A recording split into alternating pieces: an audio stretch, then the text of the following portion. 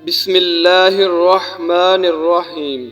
ایک آدمی نے رسول اللہ صلی اللہ علیہ وآلہ وسلم سے کسی کی گری پڑی چیز کے بارے میں دریافت کیا تو آپ صلی اللہ علیہ وآلہ وسلم نے فرمایا، 1 سال اس کا اعلان کرو، پھر اس کے بندھن اور تھیلی وغیرہ کی شناخت رکھو، پھر اسے خرچ کرو، اگر اس کا مالک آ جائے تو اسے واپس دے دو۔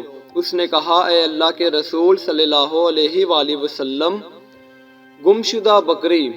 آپ صلی اللہ علیہ وآلہ وسلم نے فرمایا، اسے پکڑ لو، وہ تمہاری ہے یا تمہارے بھائی کی ہے یا بھیڑیے کی ہے۔